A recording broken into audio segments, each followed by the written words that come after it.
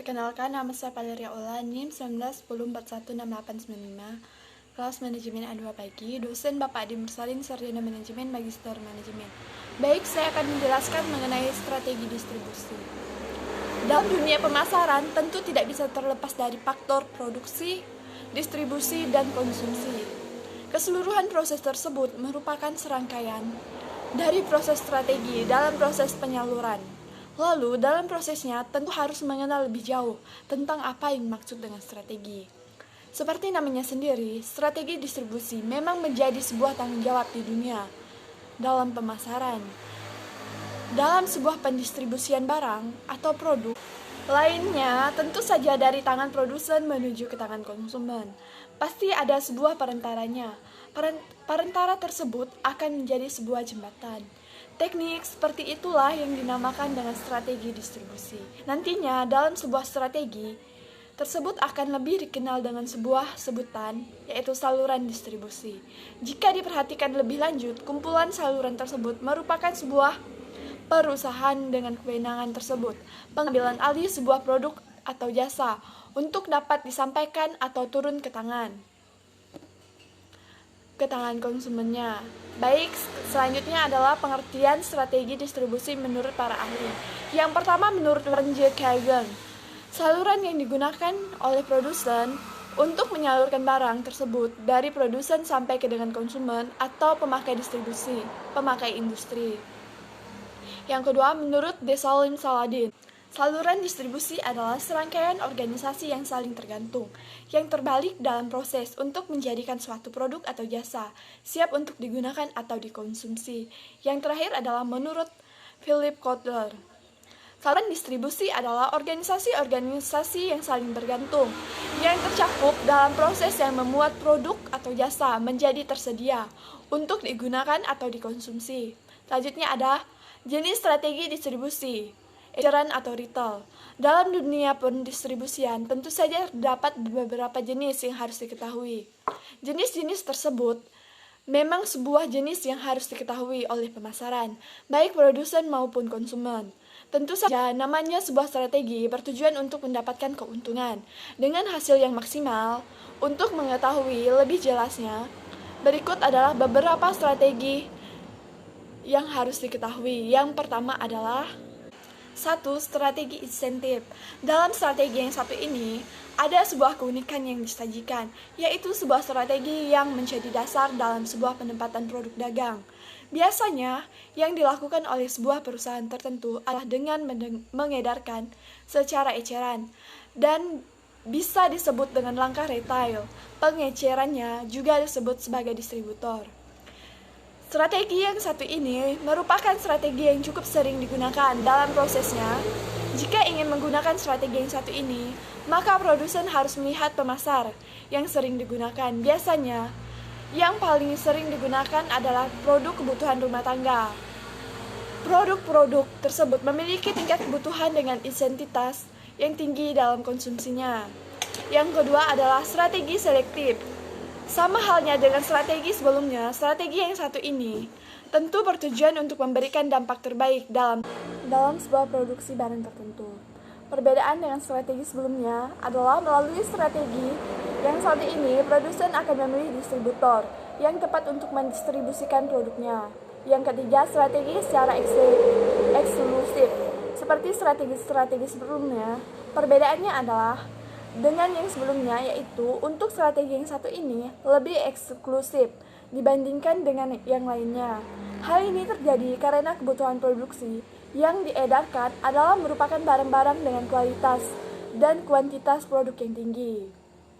Strategi distribusi 2. Jenis strategi saluran distribusi. Sama halnya dengan strategi distribusi retail atau eceran, strategi ini menjelaskan bagaimana proses produk barang atau jasa tertentu dapat sampai ke tangan konsumen.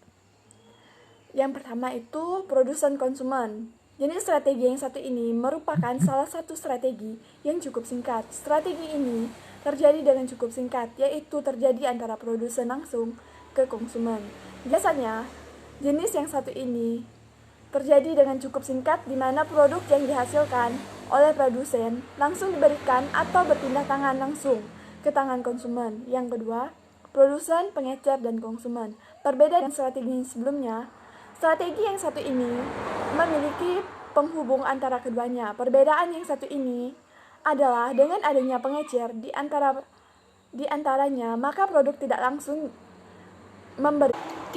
memberikan barang produksinya ke konsumen, namun terlebih dahulu melewati pengecer. Melalui pengecer, nantinya produsen tidak akan langsung menemui konsumennya. Hal ini tentu juga sebagai langkah pemasaran yang tepat guna. 3. Produsen ke pedagang besar, kemudian pengecer dan konsumen. Untuk yang satu ini, tentu saja produsen yang dimaksud adalah produsen yang mempunyai tingkat produktivitas yang tinggi.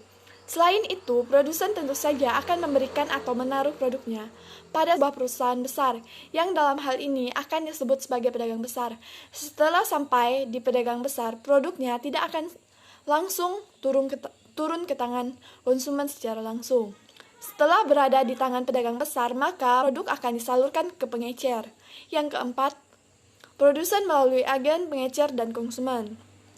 Untuk strategi yang satu ini, kebanyakan akan menggunakan agen yang memang telah ditunjuk sebelumnya.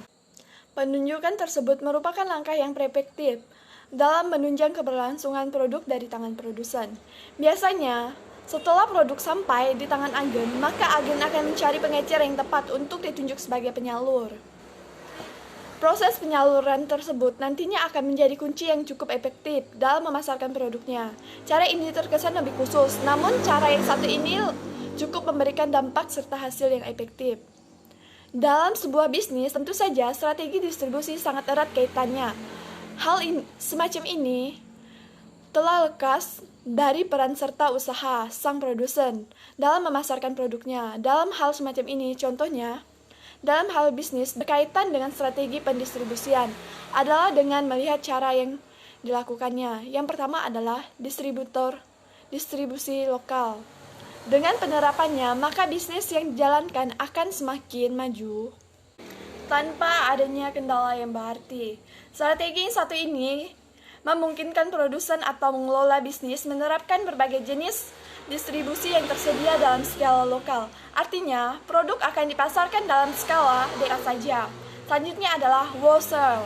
Contoh strategi yang satu ini dalam bisnis merupakan salah satu yang cukup sering digunakan. Penerapannya lebih ke arah yang lebih besar dari strategi yang sebelumnya. Penggunaan distributor memang merupakan andalan dalam penggunaan strategi semacam ini. Selanjutnya adalah Acquire Online, adalah software accounting berbasis call yang sudah berkembang sejak 20 tahun lalu dan digunakan oleh dari 3.000 atau 300.000 pengguna produknya kepada konsumen. Yang selanjutnya adalah fungsi saluran distribusi. Fungsi utama saluran distribusi adalah menyalurkan barang dari produsen ke konsumen. Maka perusahaan dalam melaksanakan dan meneruskan atau menentukan saluran distribusi harus melakukan pertimbangan yang baik. Adapun fungsi-fungsi saluran distribusi menurut Kotler dan Armstrong adalah sebagai media. Satu, informasi. Yang kedua adalah sebagai promosi. Yang ketiga, negosiasi. Yang keempat, pemasaran. Yang kelima, pembiayaan.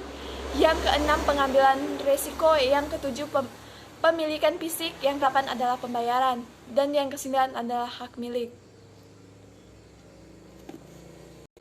Yang selanjutnya adalah alasan mengapa saluran distribusi itu penting, yaitu karena saluran distribusi merupakan suatu struktur yang menggambarkan alternatif saluran yang dipilih dan menggambarkan situasi. Yang selanjutnya adalah alasan mengapa saluran distribusi itu penting, yaitu karena saluran distribusi merupakan suatu struktur yang menggambarkan alternatif saluran yang dipilih dan menggambarkan situasi pasaran yang berbeda oleh berbagai perusahaan. Oleh karena itu, pemilihan saluran distribusi yang tepat akan bermanfaat dalam mencapai sasaran penjualan yang diharapkan. Baik, sekian video dari saya. Atas waktunya saya ucapkan terima kasih dan selamat pagi.